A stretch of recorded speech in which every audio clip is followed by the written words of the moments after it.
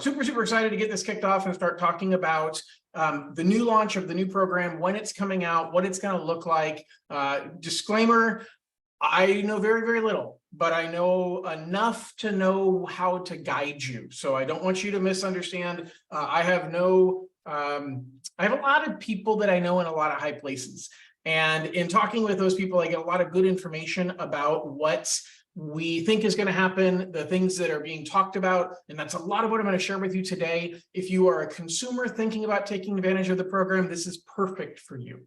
If you're a real estate agent who is wanting to help your clients take advantage of the program, this is perfect for you. So we're going to dive in and we're going to cover a lot of really good information about what the first version of the program looked like, a reminder of how the program worked, some thoughts I have about what's going to happen with the next version, and kind of what you need to do to be prepared. So specifically, I'm going to talk about what is California Dream for All. So what is the program? What did it mean the first time around? What were the rules? Then we'll talk about when is it coming back and what are the things that I'm hearing that they're talking about regarding changes they're going to make to the program.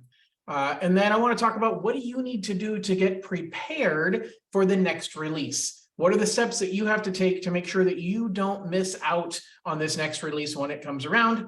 And then finally, I'm going to talk about, should I wait for the next release or should I just buy now? And then we'll have time for some Q&A. We're doing Q&A the whole time. So if you have any questions, feel free to post your question into chat. If you're watching live on Zoom chat, I'll watch the chat in the Zoom and I will respond to those accordingly. If you're watching on recording, I'm posting this onto both of my YouTube channels. If you're watching this recorded, or if somebody shared this with you, post a comment and I'll get back to those soon and happily answer any questions that you have. So for the record, this is being recorded on July 31st, 2023.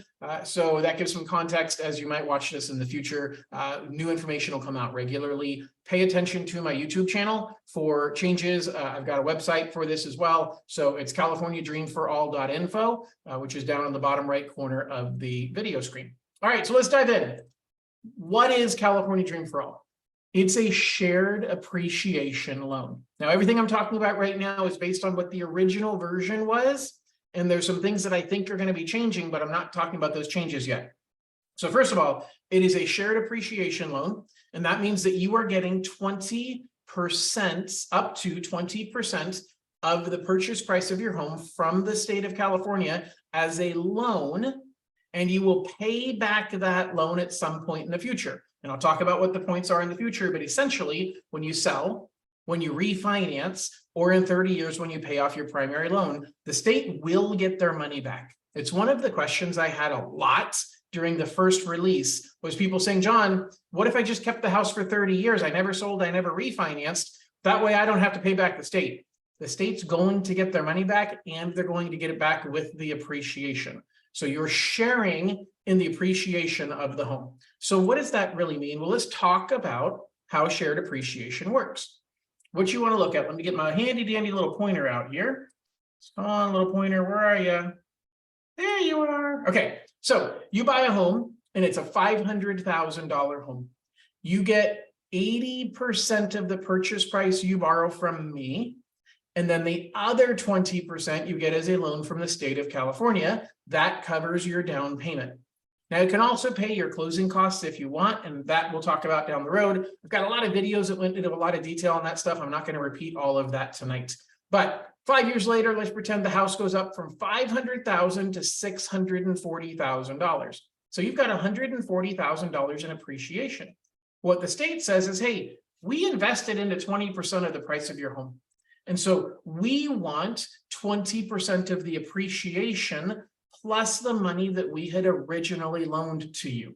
Okay, so that means that when we go back here, we say, hey, the homeowner's share of that $140,000, 80% of it belongs to the homeowner. They made $112,000. You made $112,000. Now the house went up by $140,000. The other $28,000 goes into the Dream for All program. So you're paying back $128,000 when you sell the home. But remember, you sold it for $640,000. Your balance was $400,000, and 5 years later, your balance has gone down to $370,000. So yes, you have to pay back the state the $128,000. but you only owe $370, you still get your you get back $142,000, which is basically $30,000 that you've paid down on your mortgage and the $112,000 that you have gained in appreciation on the home. The other big benefit of being a homeowner is you get a tax write-off. So you get a huge tax write-off that you don't get as a renter, and this program gives you the ability to bridge the gap from being a renter to how do I become a homeowner when I can't come up with a down payment, I can't afford the monthly payment at today's interest rates. That's the biggest challenge that's causing people to want to use this program, is they just can't afford to pay the monthly payment it takes to buy at today's prices with today's rates. This basically has you only making payments on 80% of the purchase price. You can buy a $500,000 home and have a payment as if it was a $400,000 home, okay? And then what'll happen is when you sell that home, the state takes that money back and they recycle it to somebody else down the road. So this money will be self-fulfilling. It'll keep pouring more money back into the program. That's not going to help us right now, though, because it ran out of money really, really quick. And we'll talk about that in a minute. So there's 3 times when you have to pay this back, 3 moments you have to pay it back. The first one's when you sell the home. So if you have not yet paid back for one of the other 2 reasons, then when you sell the home, they figure out, hey, what's the sales price of the home? And then the owner, you pay all of the closing costs and real estate fees. So the state gets 20% of the sales price, even though you're paying commissions and closing costs on that full sales price. The state doesn't participate, doesn't share in the closing costs. So it's a negative on your side, but hey, they're giving you essentially, you don't have to make a monthly payment on 20% of the price of your home. In return, they just get the equity on that 20% and you're paying the closing costs. So when you sell, you have to pay it back. When you refinance, although the first version, I think the second version is going to be the same. The first version allowed you to refinance once without triggering the payback. So you could buy a home, buy it. The average rate in April when we started this, when this started and ended, the average rate was around 6.1 to 6.5%. So for those people who bought homes back then, 6 months ago, when interest rates fall to 5%, they have an option. They can refinance and they can pay back the appreciation. Therefore, they no longer continue sharing money with the state, or they can say, you know what, I'm going to refinance and I'm going to continue owing the state because I don't want to include that in my loan amount. And then when the rates fall to 4% and they refinance a second time, they have to repay the money. Now that means that your payment's not going to be as low because now you're making payments on the full price, but your interest rate has dropped. So maybe you trade off, hey, I've got a 5% rate at this monthly payment, and I can go down to a 4% rate and keep the same monthly payment, but I no longer have a partner in the state. I've washed my hands of them and paid them off. So that's the benefit of refinancing. You get a lower interest rate, but sometimes you're not going to have the benefit of a lower payment because you have to include the money that you've borrowed from the state either the first time as an option or the second time you refi. It's mandatory. Now, if you do a cash out refinance, you must pay the state back. So even if it's your first refinance, if it's cash out, you have to pay the state back. And CalHFA will order their own appraisal to determine the value at that time. But the other thing that people don't understand is you have to pay the state back in 30 years, even if you've never refinanced or refinanced only once, and you obviously didn't sell the home, you still owe them back the money in 30 years. At that point, CalHFA will order their own appraisal. You'll write them a check. Now you probably need to borrow money, so you're going to take out another loan. You're going to contact me in 30 years or one of my 3 kids who's going to take over my business. And you're going to get a new loan for the money you owe the state. Now the state, you have to write them a check for the original loan amount or pay them off through a refinance, plus the appreciation. Now there's a limit of how much the state will charge, and it's 2.5 times the original balance. So in the scenario that we said, that's the interest they'll charge. So in the scenario in the beginning where we talked about a $500,000 purchase price with $100,000 from the state, That means the state can get up to $250,000 in appreciation plus the $100,000 that you originally borrowed. So you might have to pay them back as much as $350,000, which is why you do not want to wait until the end of 30 years to pay them back. That becomes super, super expensive, even if you had to refinance and not save any money per month, but lower rate equals being able to pay off the state and not raise your payment. That's worth it because you don't have to worry about paying them back in 30 years. Yeah, that is an ouch. So that's something to be aware of, Anna, is the state's going to get their money no matter what. Think about if your uncle had said, hey, I'll give you 20% for the price of the home as help with the down payment. But when you sell the house, you got to pay me back. And well, look, I paid for that portion of the house. I want the appreciation on that portion. What you got to remember, Anna, is in 30 years, the house is worth a lot more than it is today. The average appreciation is about 5% per year. That means that you're going to see a significant amount of increase.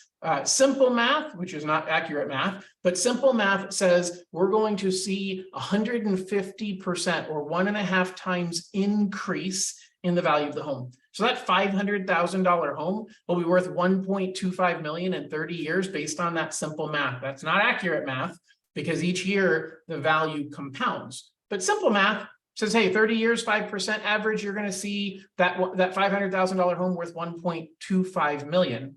And if this program was the only way you could buy a home, I certainly would rather have a $1.25 million home that I owe the state $350,000 than to never have purchased at all. So that's really a big deal to understand that there's a huge benefit here. There's also lots of negatives to be aware of and go in eyes wide open. So is it a good idea? Well, let's go through it. First of all, you're only making payments on 80% of the purchase price. So if you said, I only qualify for a $500,000 home. Well, guess what? Now you can actually qualify for a $600,000+ home. You can buy a higher priced home with the same monthly payment you were already planning on making. So it allows you to stretch your purchase price.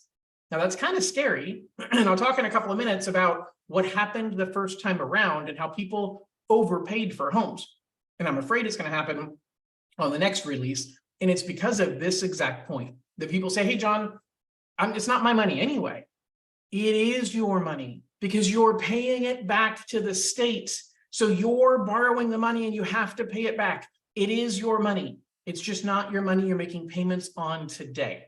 Really, really important to understand that because I don't want you paying way more on the price of the home without at least understanding that it is your money. Now, you might have to pay more on the price of the home. We'll talk about that in a minute. It does offset the problem, affordability problem. We have a major affordability problem in the United States right now. Interest rates are really high and house prices are really high. Now, I don't see house prices coming back down because there's a shortage of homes for sale compared to the number of people that want to buy them. How did that happen? Well, it happened because of the Great Recession in 2007. And you had a bunch of builders who said, I'm not building anymore, which was fine because a bunch of homeowners said, I don't want to own a home. My aunt lost their home in foreclosure. I don't want to be one of them. And so nobody was buying and nobody was building and everybody was happy. And here we are 15 years later and everybody's buying and very few builders are building and they can't catch up the backlog.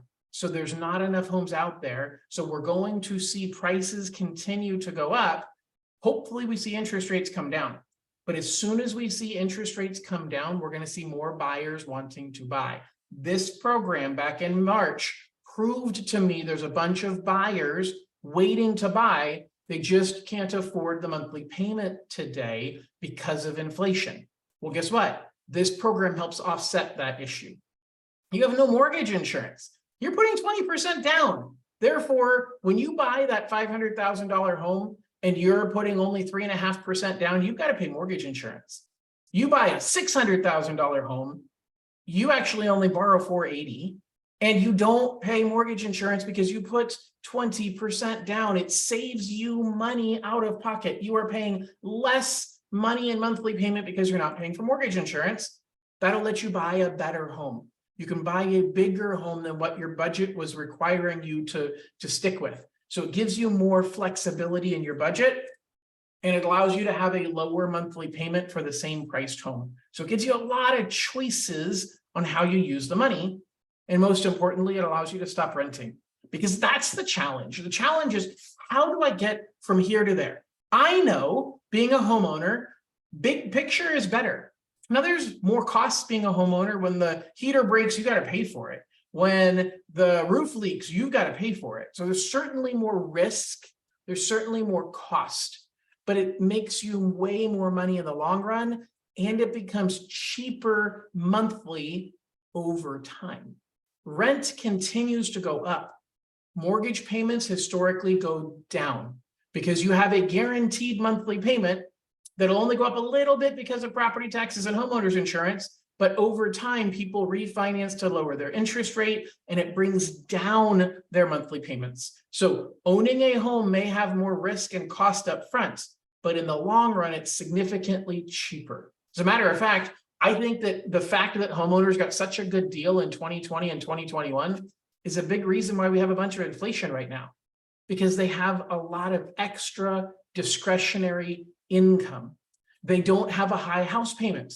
They're paying less for a house than you're paying in rent right now, because they bought the house 10 years ago. They bought it at a 7% interest rate, and they've refinanced, and now they're at 2.5. Now, do I see us getting back to 2.5? I don't. But are we going to be below 6.5 or 7? We are. So when you buy, you're locking in that payment now, and that payment will continue to go down over time. Now, so what's some of the negatives? You don't get as much money from the sale of the home. I don't know if that's really a negative, though, because you didn't have to make payments on the full price of the home. So you can't have the free lunch. You can't say, hey, I want you to pay for 20% of my home price, but I want all of it when I sell it. I deserve all of the appreciation. I deserve all of the equity. I deserve all of the growth. That's kind of like going to the bank and saying, hey, the day I deposited my money into the bank account, there was somebody next to me that deposited money into their bank account too. Can I have their interest as well? It was their money, not yours. This is the state's money, not yours. You're not making payments on it, so you don't deserve the appreciation on it. So you're not getting less money as a negative. You're simply paying what you are due to pay. Now you have to pay 100% of the cost of selling. That sucks. You've got a partner that paid for 20% of the price of the home, but they're not paying 20% of the closing costs when you buy. They're not paying 20% of the closing costs when you sell. And you can only refinance once without triggering a repayment. All right. So let's talk about some success stories. I want to talk a little bit about people who were able to become homeowners through this program. So the first one is actually, I want to tell you that I helped 9 families. Now, there was only 2,300 families in the entire states who got this program. The money was only available for 8 days. I had 45 pre-approved clients out writing offers. I had 9 of them that we ended up closing escrow. I had a 10th one who got his offer accepted the night before the money ran out. And by the time that we locked his loan, the money was gone. So there was one client that I had that didn't make it. I haven't met a loan officer yet that helped more than 9 families. So I pride myself in being a good source of knowledge in before the first, as you see in my YouTube, if you watched it all before the first release, I had a lot of advanced information and provided good knowledge. And now I've done more of these than pretty much anybody in the state, at least as far as I've checked around. So I'm really knowledgeable in how this program works, and I'm staying connected with the people that make decisions. And I want to be your resource to help you make this happen for you. So let's talk about some success stories. My first one, not the first one I closed, but 4 of them I want to talk about out of the 9. Helped a young family purchase a home in the San Francisco Bay Area. As a matter of fact, they bought a home in Pacifica. This home was $1.225 million. And we used the 20% to pay for their down payment and all of their closing costs, which means that they didn't have to pay any down payments. They didn't have to pay any closing costs. As a matter of fact, I refunded their appraisal fee that they paid up front. I refunded their earnest money deposit that they paid up front, and they got $97 paid down as their first monthly payment, towards their first monthly payment on the home. They literally got in with 0 money out of pocket and $97 paid towards their first monthly payment. It is possible when it's done correctly, but we have to make sure this was a very tightly managed process.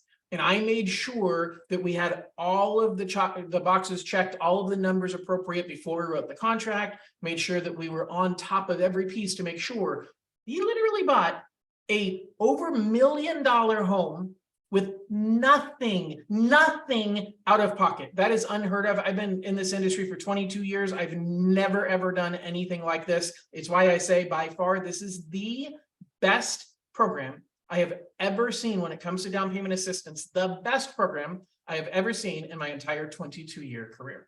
All right, let's talk about my second success story. This was a family in Stockton. They first-time home buyers, they honestly never thought homeownership was an option for them. They happened to meet with me a few weeks before this program came out and didn't even know the program was coming, but I shared it with them and I helped them understand the benefits of it. And it allowed them to stretch their budget because they were really concerned about how much their monthly payment was going to be. They wanted to make sure they had enough money to pay for the sports and the events that they were doing with their kids. And even though on paper it looked like they had enough income, they weren't willing to spend the monthly payment that it took to buy a house at $400,000. So when we were first talking, they said, John, we think we probably have to buy something around, $325,000 to $350,000. But as we looked online, we can't find anything good at that price range, anything that's worth living in. Now, depending on what market you're like, man, we can't find anything at $397,000. Well, this family in Stockton, Central California, found a wonderful home. It was $397,000. They used the 20% down to pay their down payment and all of their closing costs. Now, one of the things to be aware of is you have to pay for earnest money. And I didn't list the earnest money on the Pacifica property because it was $50,000. Most of you are not looking to buy a $1.25 million property. But this $397,000 property, they had an earnest money deposit of $7,840. And they were able to get back almost every penny of that. So they got at closing, we wrote them a check for $7,737. They only had $102 of their own money that they actually had to use to purchase a home. And they had a monthly payment on a $318,000. Actually, well, it was higher than that because we used the part of the down payment went towards closing costs. But they were making a monthly payment on probably about a $339,000 loan amount, which is the price range they thought they had to buy. But they got in with literally $102 out of pocket. And they were able to get a home at a higher price range to get them into the neighborhood they needed to get into. All right, two more stories. Here's a client that I helped buy a house in Los Angeles in Tujunga. $1.05 million purchase price.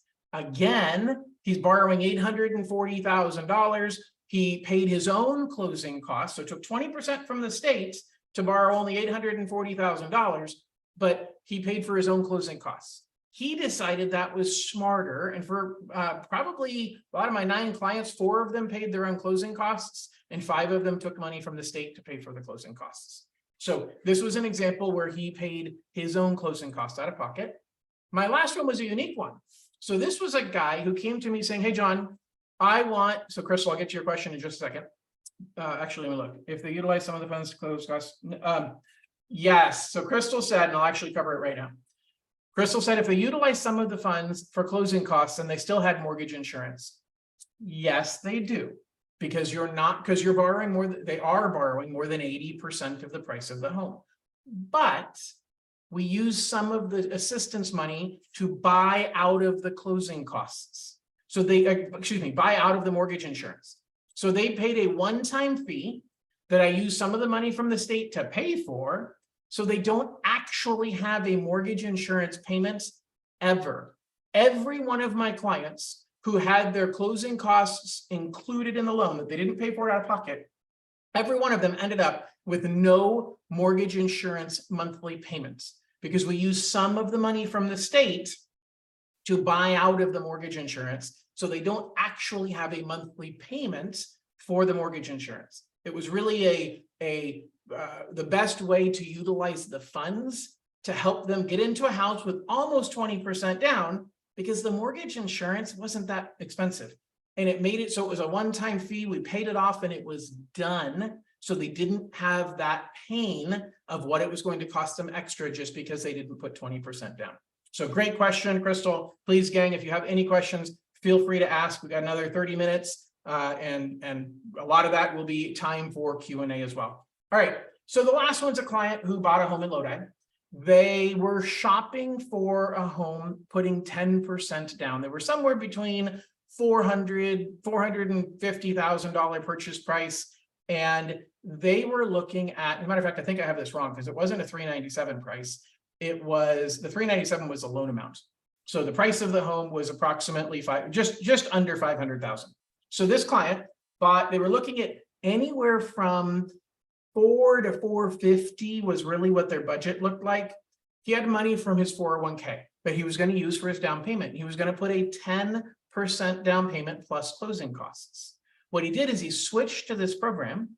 We were able to bump his price range from $450 to $500. So again, I inaccurately put the loan amount here instead of the purchase price. We bumped his price from $450 to $500. So he's able to get an increase of 10%. That's a huge difference when you're shopping for a home, depending on the market, but adding more than 10% to your price range, whether you're buying a $300,000 home and you get to bump by 30 grand, or a $600,000 home that you bump by 60 grand, 10% higher in price can be a game changer in what the quality of the home is, what the size of the home is, so many things that can help you to get the home that you're really looking for. Not only that, but he was able to save some of his money and keep it in his pocket. He was pulling money out of the 401k, and I said, you're going to pay taxes on that. You're going to have a penalty on that. So why do that? And I'm going to get to your story in just a second. So I see your question. I'll get to it a little more. This client in particular, he was able to only put 5% of his own money. He didn't want to put zero down. He didn't want to just pay his own closing costs. He put 5% of his own money. So then we debated and said, well, do you still get 20% from the state? And that way you put a 25% down payment?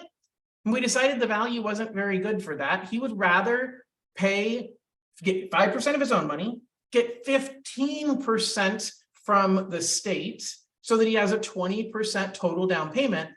But now he's only repaying appreciation on 15% of the sales price. So he has less money to pay back later. So it can make a huge difference in his repayment down the road. So he paid 5% down plus the closing costs. He only took 15% of the program funds. All right, so Anna asked a really valid question. And she says, John, all these success stories are great to hear. Do I know how much these buyers overpaid on a listing price? I'm scared of people overbidding as a negative consequence. So here's what I'll tell you. I don't have the statistics off the top of my head. I'll tell you that most of my, well, the $1,050,000 buyer in Los Angeles, that home was listed for $1 million. He offered 900. They said they had another offer that was at $1.25 million, I think $1,025,000. So he was offering under. Somebody else came in over, and he ended up in a position where he ended up buying. He was in a negotiation with another person, so he paid $50,000 over what the list price was. But here's the deal: he didn't simply overpay. What you have to be careful about was, why is your competition looking to buy at the same time? And when this program first launched, the first weekend that it came, first of all, of my 9 buyers, 3 of them were in contract before the program launched, which is a very, very important thing that I'm going to talk to you guys about in a couple of minutes. But the other thing is, I heard so it launched on Monday, the 27th. That weekend, the first weekend of April, that's when I heard about a lot of the overbidding, because people were saying, oh my gosh, I want to make sure that I don't miss out. So I know a couple of them paid over asking price. It's a very valid question. And it's a bigger concern the second time around, and I'll get to that in a couple of minutes. You said you're also, due to overbidding, you're scared the appraisal will fail. That also is a very valid concern. And here's the deal. You have to cover the difference out of pocket, because the money from the state and the money from the full loan amount, that only adds up to the lesser of the purchase price or the appraised value. So you absolutely need to be aware. So Anna's continuing to say houses in Orange County are going 200 to 300,000 over the listing price. I see that. It's getting to be more and more of a concern, and it's one of my concerns going forward. The market wasn't as hot in March and April. It was hot, but it wasn't as hot as it is now. So it's part of what I'm going to get to in the end when I say, should you buy now instead of waiting?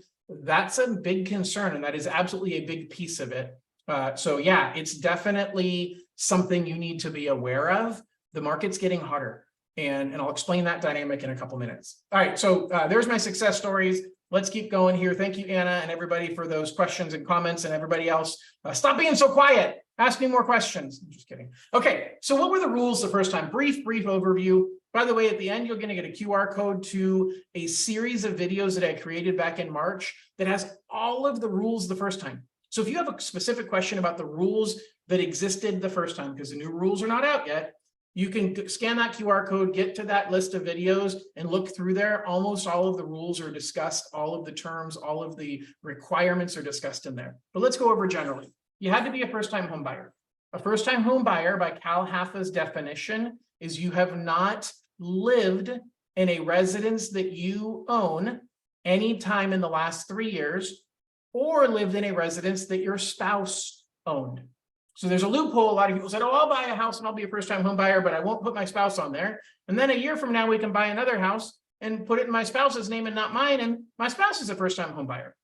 For this program, that loophole has been closed. So you cannot buy if you've lived in a home that you or your spouse has owned as your primary residence anytime in the last 3 years. No cosigners are allowed. By the way, I'll tell you which of these I think might change. No cosigners are allowed. You have to have a 680 credit score, and for low-income people, you could have a 660 credit score. It was a Fannie Mae conventional loan, and that I expect to stay the same. Now, conventional loans are two things. Conventional loans are either Fannie Mae or Freddie Mac. This program only uses Fannie Mae. And it says, what if your parents gave you a home? My mom put my name on title, but I refuse to live with her. Okay. I could say so many things about living with family, but what I'll tell you is that was a smart move to not live with her, not for any other reason than the fact that technically you're still considered a first-time home buyer because you have not owned a home that you lived in.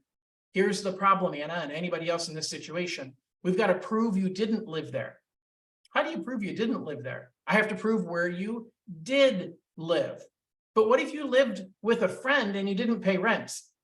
We might have a problem. What if some of your mail went to your mom's house? We're going to have a problem. Proving you didn't live somewhere is like proving you've never been married. Think about that. If I said, prove to me you're divorced. Yeah, here's my divorce decree. If I said, prove to me that you're married. Sure, here's my marriage certificate. If I said, prove to me you've never been married. What do you want? A birth certificate? Like, I don't know. I was born. That means that's the only other document I got. After that, I got nothing. You can't prove that you've never been married. You also have a hard time proving you've never lived there. We'd have to have concrete evidence you did live somewhere else. And really, your name has to be on the lease. Now, could we do it without your name being on the lease? Yeah, but it's going to get complicated because if anything, it all says that there's a question of whether you really live there or not. That could be a major issue. So you can prove it. Awesome. Perfect. All right. Owner occupied only. So you have to occupy within 60 days and you have to live there for a year. Many people ask me, John, can I use this for a rental property? The answer is no.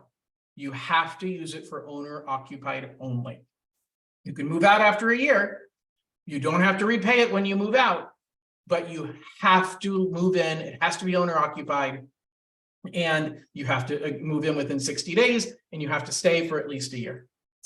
You can combine up to 30% of your own money with 20% from the state. You could put 50% down. I know I had, as a matter of fact, one of my clients, the one that got away, I had a client that got approved or got into contract the night before the money ran out. Actually, the morning of the money running out. And that client said, hey, John, I'm ready. Let's lock in the money. We got it ready. We pressed the lock button. the system was very, very backlogged, and it took a couple hours to get a confirmation back that the money was locked because so many people were locking their loan that day. And this client missed it. We didn't get the lock before the money disappeared. And he was putting 20% of his own money. He was already going to do a 20% down payment. He was putting 20% of his own money plus 20% from the state. So he was only making payments on 60% of the purchase price. Now, the rules allowed for that. The problem I'm worried about is that's taking up money from this program for people that didn't need it. And that's one of the things I'm going to talk about in a minute, is what I think is going to change and what I'm hearing might change. Now, I've also been told that I don't do enough of talking about bankruptcy and foreclosure and what are the rules for every program. So here I go. Fannie Mae requires, if you had a Chapter 7, it has to be 4 years old, and it is to the day of when we pull credit. So therefore, if you've had depending upon the day this is released, and when we lock it for you, you have to be 4 years after your Chapter 7 or 2 years after your Chapter 13 in order to be able to qualify. And it has to be 7 years after a foreclosure. Now, there haven't been many foreclosures in the last 7 years, so I don't think this is going to be much of an issue. But the rules technically say if the home was included in the bankruptcy first and then foreclosed upon, we only care about the bankruptcy timing. So there's a little cool loophole there. But again, I don't think we're going to run into that very often. So let's talk about some of the details. How much money was there exactly the first time around? Well, the rules a year ago when this first was discussed, they said, hey, we got $500 million that we're going to put in the program this coming year, and we're going to put in double that, $1 billion every year after that. And then January of 2023, there was a budget shortfall. The governor said, oh my gosh, we don't have a surplus. We're losing money. And so I can't give you 500 million. I'm only going to give you 300 million. So they released 300 million on Monday, the 27th of March. At that moment, I already had 3 clients in contract. I reserved their money that morning. We had no problem. That Friday was Cesar Chavez holiday in California, so the state was closed. There were no locks. We had 4 days the first week. The second week, we start out, and it's what, April 3rd, Monday, April 3rd? No big deal. Money's still there Tuesday, Wednesday, Thursday after 3 o'clock, because Cal Haffa, who manages the money, they shut down at 3 o'clock. Thursday afternoon at 3:30, they sent out an email saying, hey, we're running out of money. That money's going faster than we thought. We think there's enough money to last at the current pace. There's enough money to last until Tuesday of next week. But no matter what, we're shutting down the program on Wednesday. So even if we still have money left, we're done on Wednesday. But you got till Tuesday based on our current average locks per day. The next morning, Friday morning, they opened up at 8 a.m. for locks. I had 3 clients to lock. I pressed the button at 8:01 for my first client. At 8:20, I got confirmation. I pressed the button at 8:15 for my second client. At 10:45, I got confirmation. I pressed the button at 9 o'clock for my third client. And at 11:30, we heard the money was gone. So the system shut down that morning. It was so backlogged. There were so many people trying to lock that it slowed the servers down. And what normally takes about 5 minutes to get a confirmation, what at 8 o'clock that morning took 15 minutes for the first person that I pushed a button on, it was taking hours to process. If you didn't put in the lock before probably 8:45 Friday morning, the money was gone. All the people that had pressed the button between 8 and 8:45 used it up, and it just didn't get processed until 11:30 when they announced the money was gone. That's 4 business days the first week, 4 business days the second week, and the money was gone. Okay, remember that, because I'll talk in a couple of minutes about what I think is going to happen with the money the second time. That was about 2,500 families that we helped. The state pledged $1 billion a year for the next 10 years. So we're going to have $10.5 billion in there. But will they do it? Well, let's talk about that. They've made the announcement. We're getting $200 million. We had $300 million in March, and that money disappeared in 8 business days. We're now getting only 2/3 of that. We're getting 200 million instead of 300 million. Instead of helping an average of 2,500 families, there's only enough money for 1,650 families based on an average purchase price of $600,000, which means every family is getting $120,000 on average. That's it. 1,650 families. And we went through 2,500 families in 8 business days. And a whole bunch of that went away in the last day. It was a frenzy. Guess what the first day of the new program is going to look like? It's going to look exactly like the last day of the first release. That first day, we're going to see a bunch of people locking their loans first thing in the morning, not wanting to run out of money. I think the system's going to get backlogged. It's going to crash. I hope that the money lasts beyond that first day, but it might not. But here's a couple of things that we'll talk about in a minute that they're going to do different. So Cal HAFA made an announcement 2 weeks ago that said, we're going to make an announcement. They formed a committee to talk about forming a committee. That's what politicians do, isn't it? Sorry, I couldn't help it. So the fact is, they said, hey, we promise that we're going to give you a timeline sometime in the fall. Okay, so we don't have a lot of dates. Some people think that means that in the fall, they're going to tell us the exact date it's going to launch. They probably will, but they think that date's going to be in the fall. I'm not so convinced. Now we'll see. Part of me says I think it will happen that quickly, because what they have to do is get through the process of deciding what the rules are going to be. And that's the only thing they have to do. That's a really big deal. And I'll talk to you in a minute about what the things are I think they're going to, what I know they're discussing, and some of the things I think they might do. So really, this is the next question. Will the rules be the same? It is not likely. I think they're going to make some serious changes to a few rules to impact how the money was used. So let's talk about what some of the changes are that I think are coming. And specifically, some of these are things that I know they're talking about, this being the state Senate and a Senate subcommittee of the finance department, of the finance committee, is spearheading this. They're working with Cal HAFA and some outside nonprofit agencies. One of the things they're talking about is it's only allowed for people who are in contract after the release dates. Why does that matter? Because if we go back to the original timeline, March 27th is when it was released. I know of multiple families who were in contract that went into contract on March 10th with a close of escrow date of April 10th. But they found out about this program. And so where they were already putting their own down payment, whatever amount they were putting down, they were already in escrow. They'd already been approved without this program, but they switched. They said, man, if I can get 20% money from the state and not have to make a payment on it, that would help my budget a lot. And so a portion of the money went to people who were going to buy anyway. It didn't help create first-time home buyers. It helped people who are already planning on buying, who were already pre-approved with a different program, who already had a contract accepted on a home. And they were able to transfer to this program and use the money, so that the rest of you couldn't. So it's one of the things I like that I hope they actually implement is a cutoff date. Now, be careful what you wish for, because one of my strategies is for you to write your contracts early and get in the contract before the program starts. Because as far as I'm concerned, if you can't beat them, join them. So if I'm right, well, first of all, right or wrong, if they put that rule in there, then we're not going to be able to write contracts early. But if they don't put that rule in there, you're going to want to get in contract early once we know the timeline. Now, here's one that's kind of cool, kind of scary, and impossible to police. They're talking about wanting to make it generational, meaning they want to make sure that we're giving this to first-time home buyers who are the first generation of home buyers. In other words, that their parents didn't own a home. That's a great concept. Very altruistic, very cool thought. Yeah, Anna said she's in trouble then. I don't know, Anna, I can't see this one actually being implemented. It's impossible to track because I'd have to I don't know if I do a 23andMe on everybody to figure out who your parents are in order to confirm whether your parents in fact owned a home or not.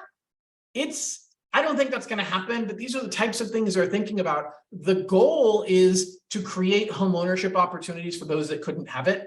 Theoretically, if you're a first generation homeowner, you had less chance of becoming a homeowner than the person whose parents were homeowners. I can understand that premise. So I think this is a decent concept. It's impossible for them to track. It's impossible for them to implement. I cannot see this truly being a rule. Yeah, so the bottom line is generational, I'm not sure. Now, this one I kind of like. This one, how about we make it needs-based? How about that we don't let somebody come up with their 30% of their own money? Now, you could take this one step further. You could say you can't have more than a certain dollar amount left over. That would really help people who need the money. So this would help. I don't know if they're going to go that far. I don't know if they're going to implement any of this. But look, if somebody has 30% of their own money and they're taking 20% from the state, so you're buying $1 million home and you have $300,000 for down payment. So you could buy the house using a $700,000 loan. And that's a perfectly fine loan, borrowing 70% of the purchase price. But, well, why not use other people's money? Why not put total of 50% down and only make payments on $500,000, 300 of the down payment's my money, 200 from the state. It's a great concept because now you're only making payments on $500,000 of that $1 million home. You didn't need the help. You had a bunch of money for the down payment. So I like the idea of at least saying, look, you can't put more than a certain amount of money out of your own pocket on top of this money. That'll stop some of those people from using it. Maybe they say, hey, if you have 20% or more of your own money, you can't get this at all.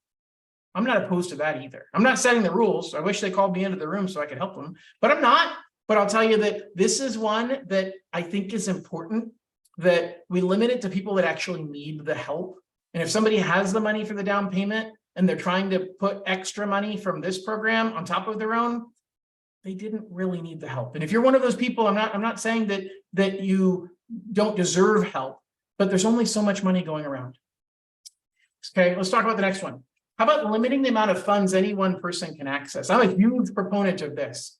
My client who bought the house in Pacifica that was a $1.22 million home, he said to himself, you know, John, I got a lot of money from the state. I mean, what is it? 20% of 1.225. So let's do quick math here, John. 1,225 times 0.2. He got $245,000.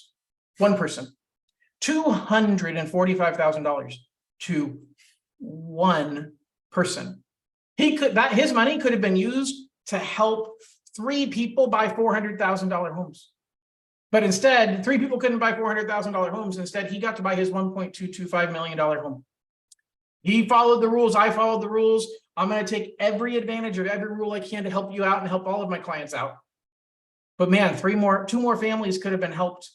So I think we should limit it. I personally think we should limit it to no more than $100,000 per person. So that means if you're buying a $500,000 home, you get 20%. You buy $1 million home, you only get $100,000. So the lower priced homes, you only get 20%. You buy a $300,000 home, you get 60 grand. You buy a $400,000 home, you get 80. $500,000 home, you get 100. $600,000, $700,000, $800,000 home, you only get 100. 100 grand for a down payment is a lot of money. And if every single person was limited to $100,000, this would help significantly more people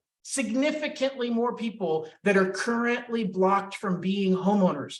I think it's critical they put a limit. Now, again, my client that bought those $1 million homes, they wouldn't have gotten the same deal they got. They both could have still bought homes. They might have had to buy a little bit lower priced home, but they both could have still got homes. And so I think that's a key thing they need to look at changing. And the final thing that I've heard them talking about is reducing the income limits. You could make a lot of money. Okay. My client in Pacifica, in the San Francisco Bay Area, you could make $300,000 a year and still qualify for this down payment assistance program. That's ludicrous. That person that makes $300,000 a year, I'm sorry, but save up for your own down payment. Like there's the fact of the matter is we all struggle. If you're in a market, you're making $300,000, you're living in the Bay Area, you're paying a huge amount of money in rent. I get it. So we just have to figure out how we don't put all our eggs in a few baskets. And the income limits, I don't think they should change the income limits, because if they simply decrease how much money each person can get, I don't care if you make $300,000, you still can't get more than 100 grand of the pie. So I think that's more important than reducing the income limits. All right, so let's talk about what are the income limits. So first of all, you can scan this QR code. These are the old rules. I don't know if they're going to change the income limits, but you can scan the QR code or go to californiadreamforall.info/max income, and you'll see the numbers by county. But it was up to $300,000 in the highest cost counties. And even in the lowest price counties in the state, you could make up to $159,000 and qualify. Now, there's another rule that said if you make under 80% of the area median income, you get a little better deal. Lower FICO score required. You don't have to pay back as much money. Some pretty cool little perks. Those were nice to have things, but the critical thing that I'm worried about is I'm worried they're going to change the income limit to these numbers. If they do that, we're sunk. And I don't mean sunk. I mean the spirit of the program is gone, because it's going to help so few people buy homes in so few markets. In this is up to 120 grand. So somebody in the San Francisco Bay Area couldn't make more than 120 grand and fall under this 80% area median income. That would make it almost impossible to use this program. So could it be used? Yes, it's going to be few and far between. So I hope they don't go this far. Honestly, I hope they don't change the income limits at all. They could use a little room to tweak it on the top end. But the key, if anybody's listening from the state Senate's office, or if Cal Haffa, please call me. I'll talk to you about it. I'll help guide you on how to do it. But worry more about how much money you give each person and worry less about what the income limit is. So let's talk about how to prepare. What do you need to do to prepare for the Dream for All program's relaunch? So the first thing is you better make sure your credit scores are in line. It is the #1 frustration of my buyers in the first round. They would come to me and they said, John, I'm ready to buy. Dream for All program is going to be launched next week. Let's go. I pulled their credit and it was lower than what they thought. And they said, John, I don't get it. My Credit Karma says I'm a 685. Credit Karma uses a different model than mortgage companies do. Well, no, John, I use the FICO model. It doesn't matter. It's different than mortgage companies. There's only 2 ways to get your real credit score, your mortgage credit score. myfico.com. If you go to myfico.com, you can actually, you have to sign up, you have to pay money. It's not free. And myfico.com gives you the option of which score do you want, and you click on the mortgage score and you can get your mortgage credit report. The other way is you get it from me. I don't charge anything. I don't bite. I will get you your credit score by pulling a soft credit report. It isn't even counting as a hard inquiry. Okay, I'll do a soft credit report for you and tell you what your score is, and I can run it through Fannie Mae's system to see if it's good enough or if there's any red flags. Because some of my clients, they were good, they had high enough credit, but there were some red flags, some collections, some old negatives, a house payment that had a late payment that wasn't theirs, and they disputed it, but it's still on there.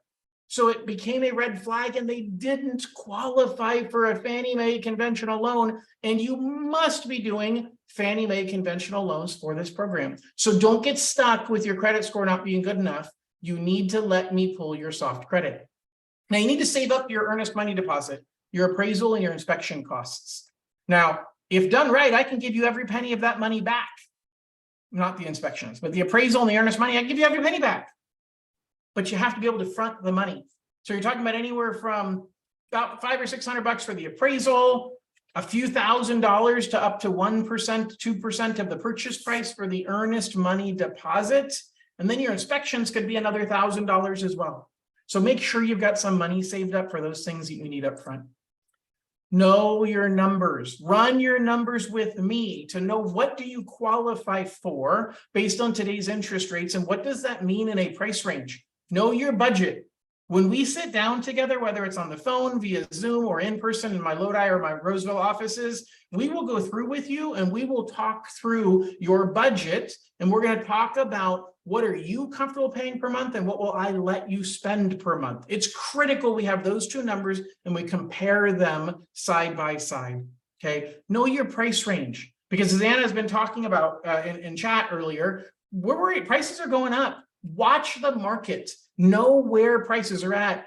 By all means, pick a realtor. There's some great realtors on this webinar right now. I can see their names. I'm not going to call you out. Please don't post your phone number in chat. But there's some amazing realtors that are educating themselves. Also, don't post your email address for that matter. But there's some amazing realtors that are educating themselves and getting ahead of the curve. If you need a recommendation to a realtor that understands this program and has your best interest at heart, call me. I will help you find an amazing realtor who's going to guide you through this process.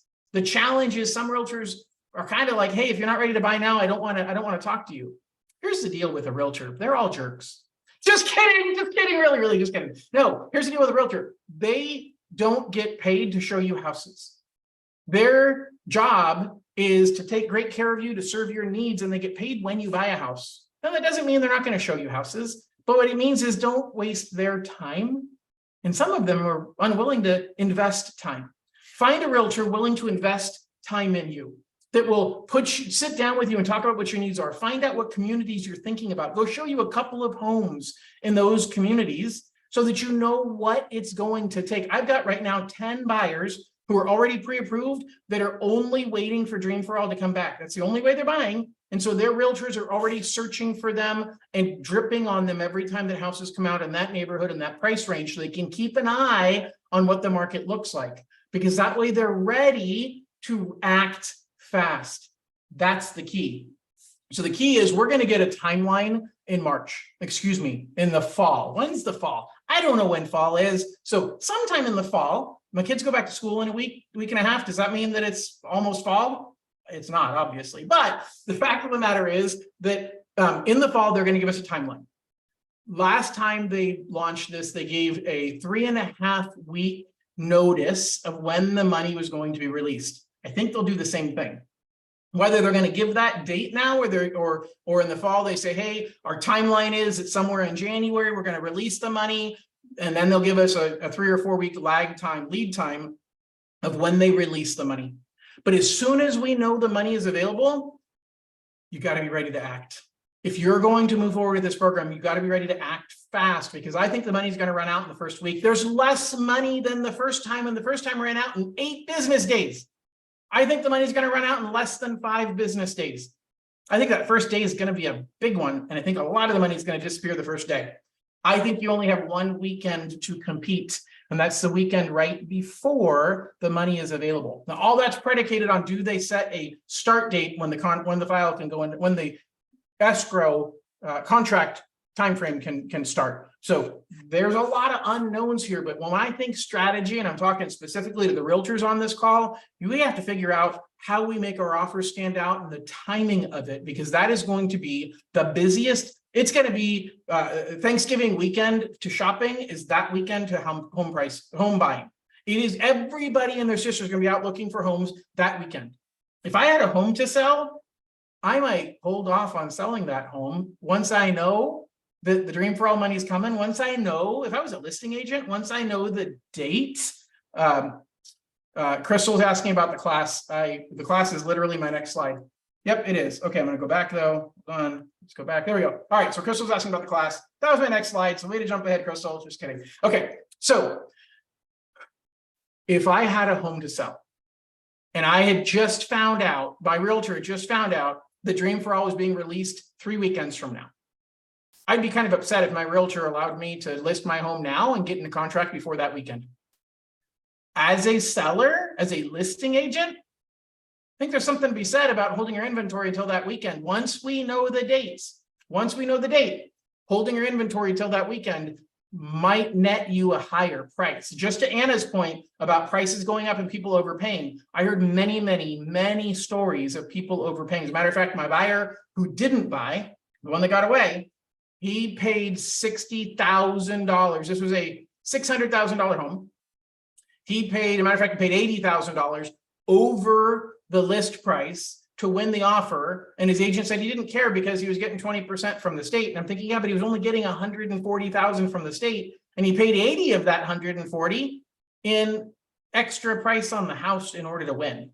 So just be aware, if you're waiting for this program, that's the type of competition you're going to be dealing with. The people that are writing offers for $200,000 or $300,000 above, Anna, that's going to be a bigger net. That's going to be a bigger amount people are writing offers over this upcoming, whatever this weekend launches. And it has me very concerned for people who are waiting for, hey, I want to take advantage of this program. Some of you will, a lot of you won't be able to. So we'll talk in a minute about what the options are to do something now. But before I do that, let me read Crystal's mind. Crystal wanted to talk about homeowner education. So this QR code takes you to a page that I created that talks about homeowner education. This was one of the biggest challenges we dealt with the first time, is everybody trying to get education at the same time. Go get your education now. There are more than enough companies. I have one of my clients who needed this education for a different purpose. He had actually taken the class back in April, but he never did the one-on-one, the 1 hour consultation at the end, because that's what took the extra time. The 7 hours online didn't take 7 hours. It doesn't take anywhere near 7 hours. It was really, really quick, but you have to do a 1 hour consultation at the end with a live body. And that was what was backlogged. And that was backlogged for months. They've worked through the backlog. My client called last week. They got a date on August 2nd. So if you're thinking about doing it, these are good for a year.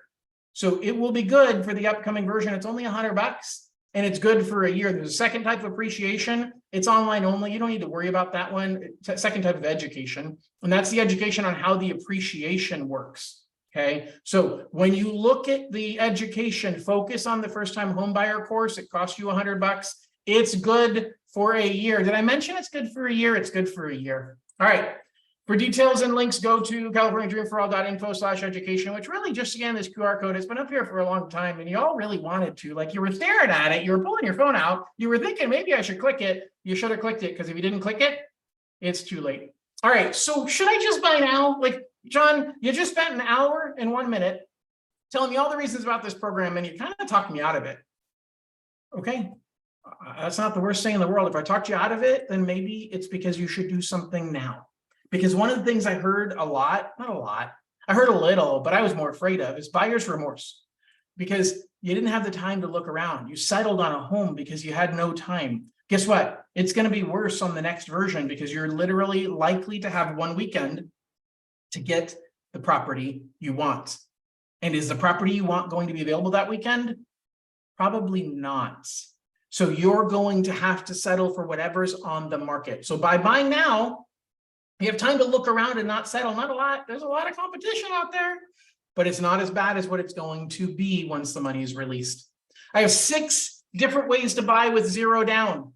This is only one of them. Now, this is the best. This is going to have the lowest monthly payment, but it also costs you the most because you have shared appreciation. So the Dream for All program, one of 6 programs I have. The other 5, no shared appreciation. You just pay interest, and sometimes you pay no interest. Sometimes it's a grant that you don't ever have to pay back. Okay, you don't want to pay it back. Don't pay it back. Just kidding. Okay, there's lots of different options. So don't worry about this being the only way to buy a home with 0 down. At some point in the future, this program will become mainstream. Okay, it's kind of like Cabbage Patch Dolls. Let's think back. I'm dating myself now. My wife wouldn't appreciate it. She says I can't date anybody, but she doesn't mind when I date myself. Anyway, so you have, sorry, hopefully that was funny. You have Cabbage Patch Dolls that were a big deal. You couldn't get a Cabbage Patch Doll if your life depended on it, until nobody really cared and nobody wanted them, and there were a whole bunch of Cabbage Patch Dolls. You couldn't get, what couldn't you get during the pandemic? Toilet paper, obviously. Hello, toilet paper. You couldn't get toilet paper. Now you can, and it isn't much of a big deal. But back then it was a really, really big deal. So just understand, super scarce right now. I think if the state continues to fund this annually in about 6 years, this will have a lot more money because people will be refinancing and paying off the balance, and that money will go back in. So this is not a program that's always going to feel this way, but right now for the next few years, it is. And so you have to decide, do I want to do that or should I just buy now? By the way, did I mention less competition? I'm pretty sure there's going to be a whole lot less competition if you buy now. So something to think about is, how badly do you want to be competing? Because maybe you have extra money that you can use to cover the appraisal gap. But if you don't, you're in trouble, because this program is not going to cover the appraisal gap for you. All right, so I'm ready to wrap up. If you have any questions, please feel free to post them into chat right now, because I am 4 minutes over time and I want to get this wrapped up and get upstairs to my wife and children. So if you're ready to make your dream a reality, I have 2 barcodes for you, 2, not two, but 2. So the first one is the one on the left. That's to start the process. There is no commitment. You're not paying any money. We're going to do a soft credit report. We're going to ask you to send me over paycheck stubs and W-2s, maybe tax returns, depending upon how your income comes in, and a bank statement or two. Really, really, really simple. And you scan that QR code on the left, you take it on a mobile app, you download it onto your phone. It's got an amazing calculator that can allow you to calculate monthly payments. Really, really cool, very valuable. It'll serve as your scanner to scan and upload documents into my portal. Very, very secure. The QR code on the right will take you to my Dream for All YouTube channel. It'll actually take you to a specific playlist that talks about the rules from version 1. So I mentioned earlier that if you want to know more about how, and I'll get to your question in just a second. If you want to know more about how the program works, we don't know anything about the new rules, but I know everything about the old rules. And that's a good place to start, is this QR code on the right, because it's going to give you anywhere from 30-second to 2-minute videos. And there's a list of, I think, 40 videos that are 30 seconds to 2 minutes long that pretty much cover everything you would want to know about the program. So watch through that, pick and choose which videos you like, watch all the videos, like them, share them, subscribe, click the notification bell. My 11-year-old will be happy I said all the things I'm supposed to say about getting you to follow me on YouTube. So the bottom line is, gang, the process, and part of what Anna said, so Anna and I have talked before, she mentioned that in chat, and she wants to know when we should talk again. So Anna, I'm going to speak to everybody else, and then I'm going to speak to Anna. So for everybody, if you have not talked to me about doing a loan or what you qualify for, you need to talk with me now. Don't wait until the fall when we have more information. You need to talk to me now, because if there's something about your situation that is going to prevent you from qualifying, we want as much time as possible to work on it. There are things that will surprise you that will create an issue, and I want to give you time to work through those issues. So the sooner you contact me, you can use the QR code on the left and start the application process. My team will reach out and follow up, and they will schedule an appointment for us to either meet in person or on Zoom to talk through all of your options. If you've already met with me, which I know I see 4 or 5 names on here, people who have already met with me the first time around, if you qualified back then and you don't have specific questions you want to ask, and by the way, I don't have a lot of specific answers, but if you don't have specific questions, then there's no need for us to meet again right now. Keep watching my stuff, subscribe to my YouTube channel, and we will let you know once we get the announcement from Cal HEFA on the timeline. Once we know we're closer, we want to update your pre-approval. Now, that's good for anybody that has met with me previously or is about to meet with me in the next couple of weeks. We're going to have another conversation once we have the timeline.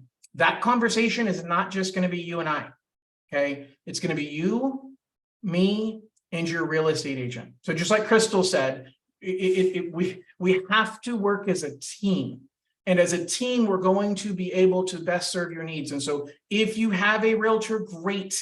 You're going to bring them to that meeting with me that we're going to have once we get a timeline. If you don't have a realtor, I can help you find one. I can pick from one of the amazing realtors that I have. And we're going to have a 3-way meeting between me, you, and your real estate agent. That's a strategy session. It is going to take my 22 years of experience, all of your realtors' experience, and a whole big dusting of pixie dust luck to make this work. And it is not going to work if we're not all on the same page and having a strategy conversation. So if you've never talked to me, you need to talk with me now. We need to do the soft credit. It does not cost you anything. It does not have a ding on your credit report, but we need to take a look at your income. We need to take a look at your credits, and we need to know that you're in good shape. And then the next step after that is we have a joint meeting with your real estate agent where we talk strategy. We make sure you're shopping in the right price range, that you know what strategies are going to take to get offers accepted in your neighborhood. You're prepared to release contingencies. I did a whole video last Friday. So on both of my YouTube channels, I've got a video that talks about strategies to get your offer accepted in a challenging market, in a competitive market. And there's a lot of things we have to do.